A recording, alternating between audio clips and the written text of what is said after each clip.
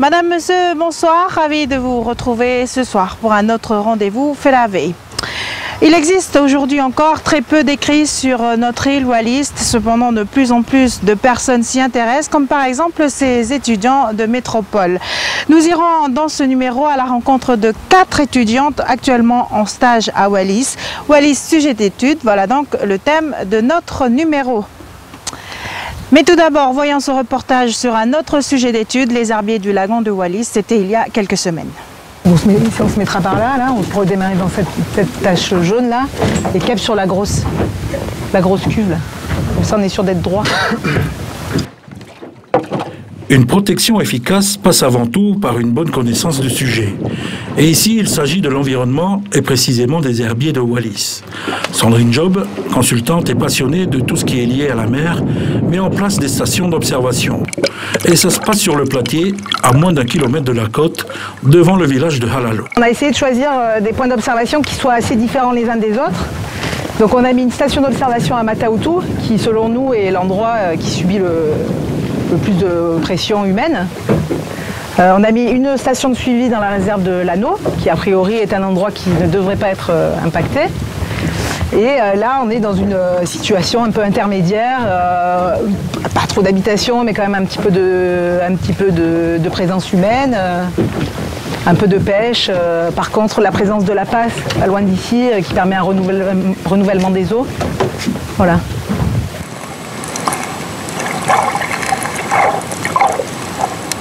Souvent, les gens ont tendance à confondre les algues et les herbiers, qui d'ailleurs sont appelés limous pour les deux ici. Les algues, c'est comme la pelouse. Et les herbiers, eux, ce sont des plantes à fleurs. Donc les herbiers ont cette caractéristique de germer, de produire des graines, de se disperser dans la colonne d'eau. Là où les algues, elles, ne se reproduisent que de manière végétative, comme on dit, c'est-à-dire de manière asexuée. Les herbiers, une vraie mine de renseignements sur l'état de santé du lagon. Et pour ne perdre aucune de ces précieuses informations, l'organisation de l'équipe se veut irréprochable. Chacun sait ce qu'il a à faire. Sur 150 mètres, l'équipe va ratisser la zone, mesurer, compter, photographier. L'inventaire d'aujourd'hui sera la référence d'une longue série de plongées. Pour l'instant, ce qu'on a vu, c'est que les herbiers sont denses. Ils supportent des communautés de coquillages et de poissons qui sont quand même assez importantes. On voit quand même que, par exemple, à Mataoutou, on n'a pas vu beaucoup de palourdes, pas vu beaucoup de coquillages là, qui sont utilisés pour les colliers, les porcelaines. Donc on sent quand même qu'il y a une pression sur ces herbiers. Mais l'habitat en lui-même reste en bonne santé, mais son rôle fonctionnel est peut-être un petit peu déstabilisé par la pêche. Si on dégrade les herbiers, il y aura forcément des conséquences sur les coraux. Et les coraux sont quand même à la base de la protection des îles contre les houles. C'est une ressource alimentaire indéniable. Donc effectivement, protégeons les herbiers. Les coordonnées des 3 stations sont enregistrées sur GPS afin de faciliter les futures campagnes d'observation du service de l'environnement. Ces études sont classées prioritaires. Il y va de la santé de l'île, car l'exploitation du lagon est socialement et économiquement importante dans le territoire. Entre 40 et 70% des ménages tirent le principal de leurs revenus de la pêche lagonaire.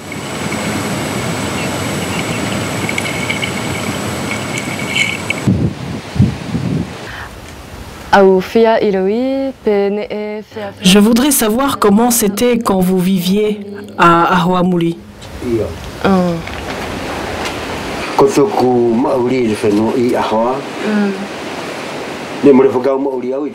C'est vrai, avant je ne vivais pas ici. Quand j'étais jeune, les habitants d'Ahoa vivaient sur la côte ouest de l'île.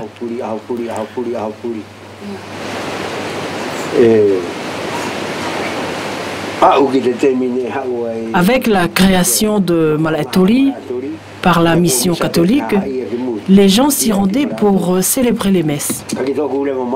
Moi, je vivais avec mon père à Mouli.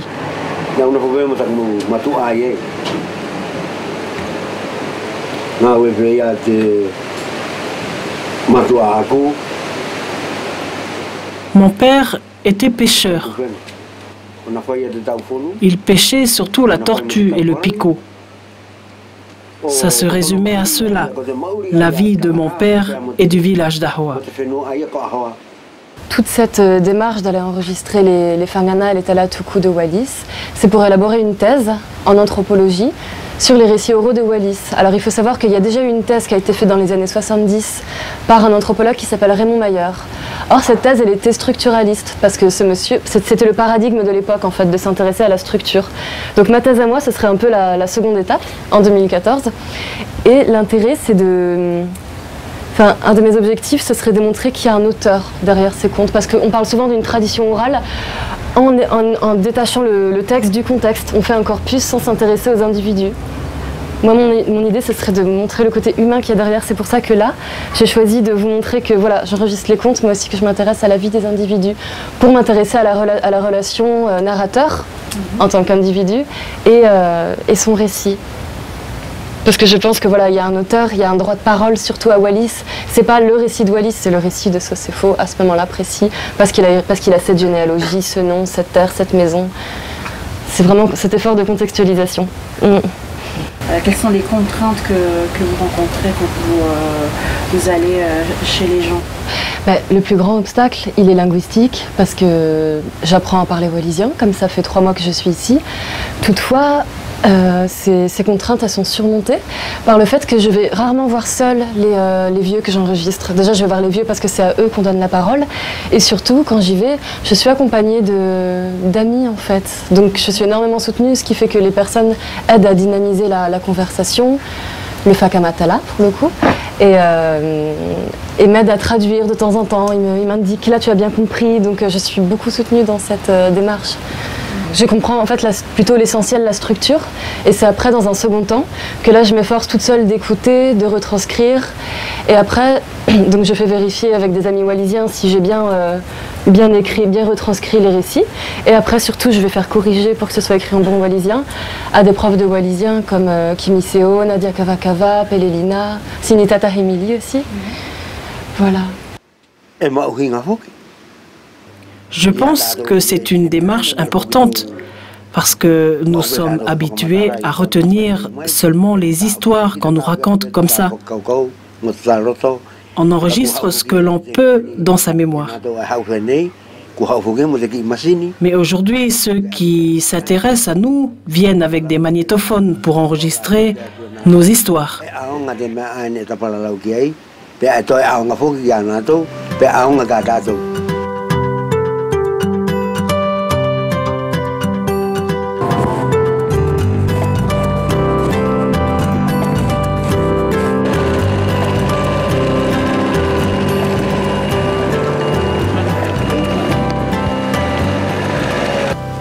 Pourquoi vous avez choisi le village d'Ahoa?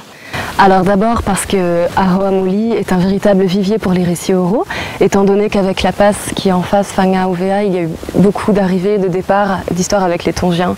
Donc je savais qu'ici je pourrais trouver des récits. Et d'autre part parce que Ahoa est un village atypique à Wallis, et du fait de la migration de cette histoire, où pour le coup les terrains sont séparés des maisonnées qui sont dans les terrains à Uta qui ont été concédés par les chefferies de Matautu et de Falaleu. Est-ce que vous avez remarqué des particularités en ce qui concerne Wallis?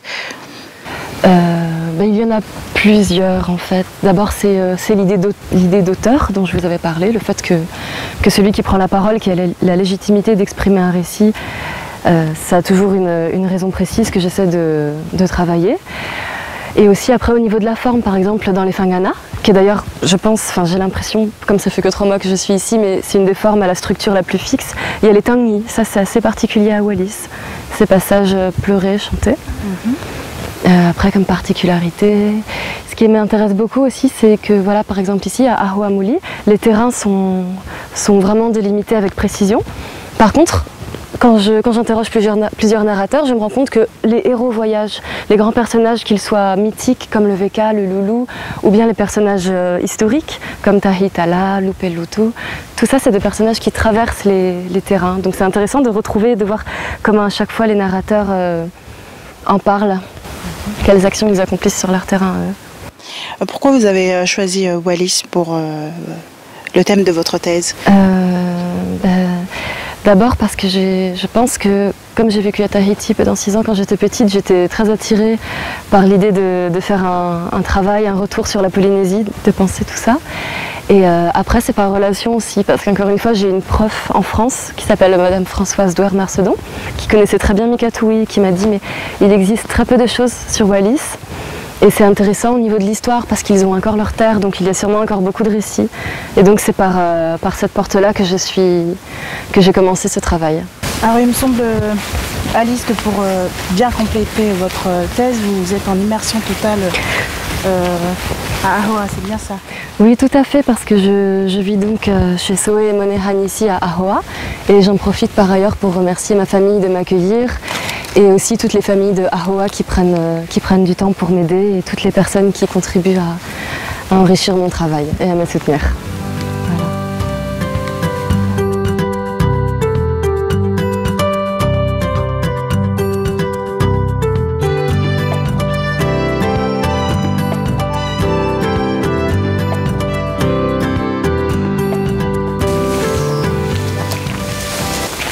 Alors les filles, expliquez-nous comment ça se passe pour le procédé du compostage. Alors l'idée donc c'est de prendre des déchets verts, donc des branches, de la pelouse, et de les broyer pour en faire des petits morceaux. Donc après la difficulté ça va être de trouver les bons déchets verts à broyer, parce que par exemple tu vois les planches qui sont là, la sciure, les autres grosses branches ou même les gros troncs, ça va pas? On ne peut pas les broyer. Il faut des déchets verts qui soient un peu plus fins, moins durs. Voilà, moins durs. D'accord. Pour pouvoir en faire des petits copeaux, des petits morceaux. Avec ces broyades de déchets verts, on va rajouter du lisier. Et ensuite, c'est mis en tas.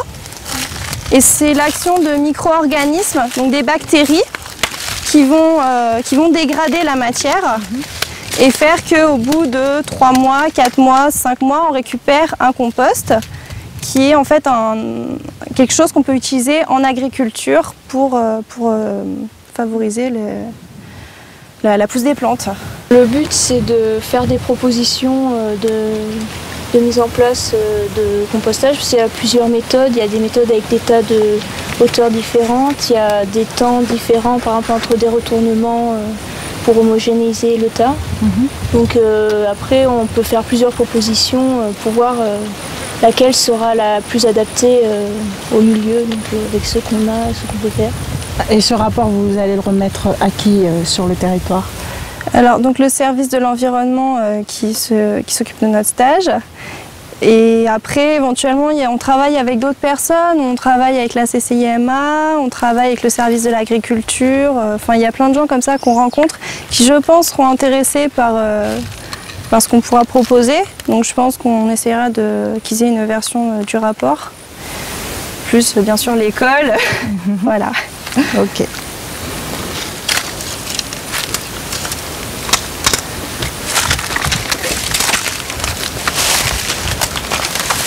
Et ces déchets-là, par exemple, ça va, non?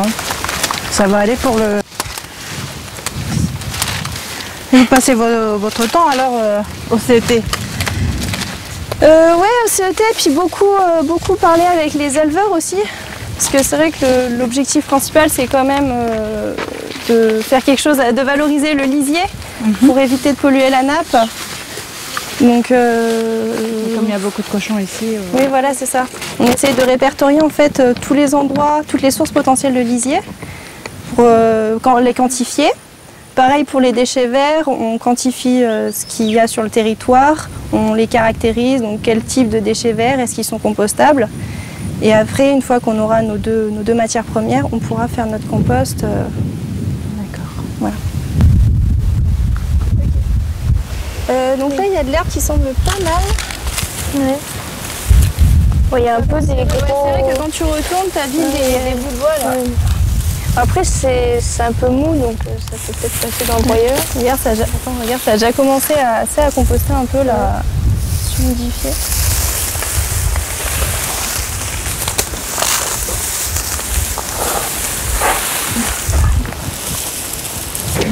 il y a un compost qui commence à se faire, hein, c'est le début. Toi, il y a un peu des champignons. Donc ouais, ça manque un peu d'aération. Ouais. On va laisser couler ça. Ouais. Après, là, ce qui est dommage, c'est tous les déchets, là. Ça gêne un peu. Après, ils sont dans des sacs, donc ça peut être trié assez facilement. Ça. Là, pareil, de l'herbe.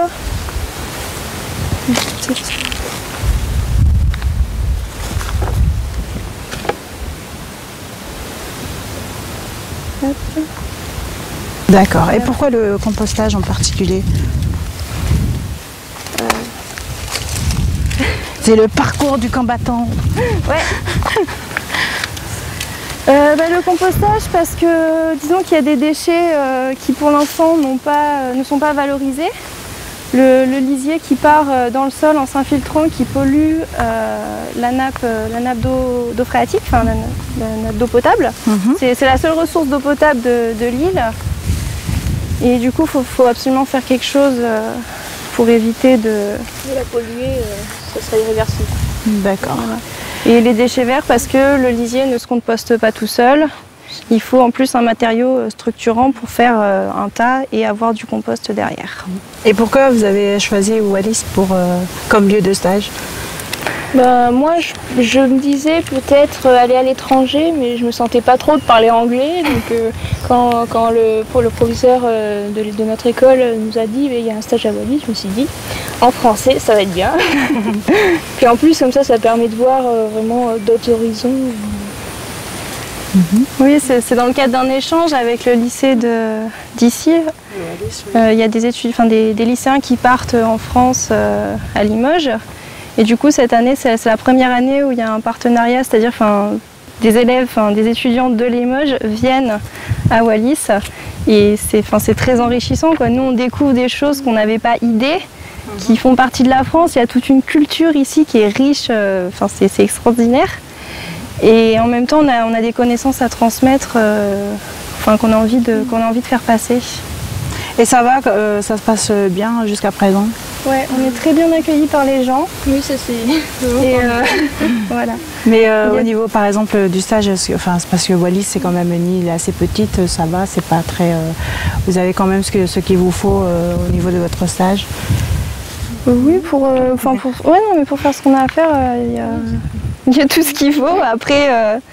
Après, c'est mettre en place les choses bien, faire des propositions. On nous demande d'amener des choses, de proposer des choses pour pouvoir derrière essayer de lancer une vraie filière qui marche, quoi. Okay. On espère. C'est une chose qui n'ont rien à faire là.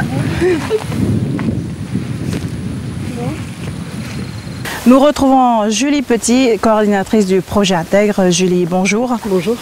Alors, vous accueillez 3 stagiaires en ce moment au service de l'environnement et leur stage est financé par le projet Intègre, c'est bien ça? Voilà, donc c'est 3 stagiaires qui viennent de l'école d'ingénieurs de Limoges, qui sont financés par le projet Intègre et en partenariat avec le service de l'environnement. Donc elles sont donc basées au service de l'environnement. Le but pour les stagiaires sur la matière organique, c'est d'établir un plan de gestion sur la matière organique. Et il y a aussi une stagiaire qui va travailler sur l'assainissement à Wallis. Alors qu'est-ce que ça va apporter de plus au projet Intègre? Alors en fait, l'établissement justement de ce plan de gestion en matière organique, ça va pouvoir apporter un diagnostic sur l'état des lieux et puis des solutions de préconisation. Donc ainsi on pourra savoir si on peut mettre en place par exemple une plateforme de compostage où on va pouvoir mettre à la fois les déchets verts du CET et les effluents d'élevage.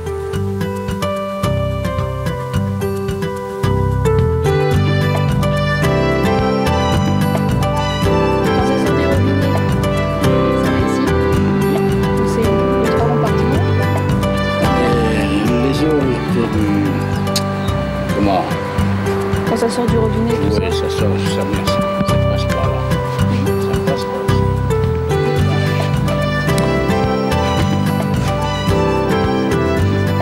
Et une question qui fâche, la consommation d'eau tous les ans, elle est de combien à peu près? Tous les 3 mois, il faut que je paie 70 000.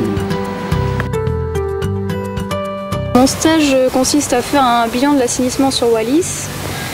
C'est-à-dire que quand je suis arrivée, j'ai récolté des cartes auprès des différents services de l'île. Donc par exemple, j'ai travaillé sur les cartes de densité de population, de densité des peurs. Donc j'ai regardé à peu près combien de peurs il y avait par habitant. J'ai travaillé aussi sur les cartes qui montrent à quelle profondeur est la lentille d'eau douce qui nous sert ensuite à boire. L'eau du robinet vient de la lentille d'eau douce. Les cartes de qualité d'eau de baignade. Et à partir de ces cartes, j'ai pu sélectionner différents villages qui pouvaient poser problème au niveau de l'assainissement. C'est-à-dire que dans ces villages, il y avait un risque de pollution de l'eau dans la lentille. Et donc, il faut que les installations d'assainissement dans ces villages soient considérées en priorité. Donc, ces villages sont Alele, Falaleu, Niaï et Malaefou. Donc dans ces villages, je vais passer avec un petit questionnaire et donc je vais poser des questions sur l'assainissement. Je vais avoir besoin de regarder les différents points d'eau dans la maison, donc les éviers, machines à laver, les douches, voir où se dirigent les eaux une fois qu'elles sortent des éviers et des douches. Donc voir après si les gens ont installé des fosses chez eux, si l'eau est drainée. Et à partir des réponses que je vais avoir, je vais pouvoir élaborer une base de données au niveau du service de l'environnement qui va leur permettre de savoir où en est l'assainissement sur Wallis. Et ensuite, ça va permettre à long terme de faire un schéma directeur. Et ce schéma directeur va pouvoir permettre après de limiter la pollution de la lentille d'eau douce en faisant des actions au niveau de l'assainissement. Alors Mélissa, pourquoi avoir choisi Wallis comme sujet d'étude ? Alors, au cours de l'année scolaire, j'ai rencontré M. Makoutou qui est venu en France, donc il est passé à l'ENSIL. Et suite à cette rencontre, il y a eu des propositions de stage sur Wallis. Et donc j'ai fait partie des personnes qui sont venues. Il faut faire attention parce que des fois les racines des arbres, ça va faire des fissures dans la fosse. Alors, c'est pas recommandé alors. On peut aller voir les cochons. La surveillance de l'eau. Donc l'assainissement fait partie des priorités du territoire en matière de protection et de gestion de la ressource en eau. Donc l'assainissement sur le territoire, elle est de façon individuelle, auquel s'ajoute un grand nombre de parcs à cochons et pour la plupart sans traitement des effluents de lisier. Et ce genre d'enquête-là n'a jamais été fait sur le territoire ? Donc non. Donc là en fait Mélissa va travailler sur la première partie, c'est-à-dire qu'elle va faire des enquêtes domiciliaires chez les gens. Elle a fait un zonage pour cibler 3 villages. Et suite à ces enquêtes, on va mettre en place le schéma directeur d'assainissement approprié pour le territoire de Wallis. Donc la suite, ça sera avec vous ? Donc la suite, ce sera fait sûrement par un bureau d'études dans le cadre du contrat de développement. Et bien sûr, le schéma directeur de l'assainissement rentre dans le SAGE, dans le schéma d'aménagement de la gestion en eau. Est-ce que Wallis est un bon sujet d'étude, justement ? Wallis est un très bon sujet d'étude vu que nous avons beaucoup de choses à faire en domaine de l'environnement, comme pour l'assainissement qui n'a pas encore été effectué. Donc ça nous permet à nous de prendre des stagiaires et à faire venir des stagiaires sur le territoire pour connaître Wallis. Donc les regards sont là et la fosse est là. Voilà. Vous savez que le 19 septembre 2012, une convention d'échange entre partenaires, entre territoires a été signée entre le territoire des îles Wallis et Futuna et le territoire du Limousin. Cela dit, cet échange-là permettait le mouvement des échanges pour les jeunes dans les différents territoires. Les jeunes des Wallis allant vers l'enseignement supérieur et les jeunes du Limousin venant vers le territoire, contribuer par leurs connaissances au bénéfice du territoire. Donc il est très difficile de convaincre des jeunes en phase d'études d'ingénieurs qui ont tendance toujours à aller vers les États-Unis, vers l'Europe du Nord, vers l'Australie, c'est-à-dire ils cherchent toujours des pôles entre guillemets d'excellence. Or, depuis quelques années, les écoles d'ingénieurs en France ont construit les réseaux Ingénieurs sans frontières. Et je suis fier de Claire, de Isabelle et de Mélissa, qui sont donc 3 jeunes femmes donc, de la filière eau et environnement, qui sont en Bac+4, l'avant-dernière année de l'école d'ingénieurs, pour un stage de 3 mois au bénéfice du territoire des îles Wallis et Futuna, dans le cadre des cordées de la réussite que nous avions mis en place. Elles sont contentes puisqu'elles ont déjà rencontré les élèves. Elles sont contentes parce qu'elles constatent qu'effectivement, elles ont un travail énorme à faire pour le territoire. Elles sont fières de ce travail-là. Mais en même temps, elles sont fières de pouvoir arriver mi-septembre à Limoges pour attendre la délégation de jeunes de Wallis qui arriveront courant du 18 septembre jusqu'au mois d'octobre. Ce rendez-vous touche à sa fin. Merci à tous nos invités d'avoir contribué à cette émission et merci à vous de nous avoir suivis. Excellente soirée sur Première et à samedi prochain.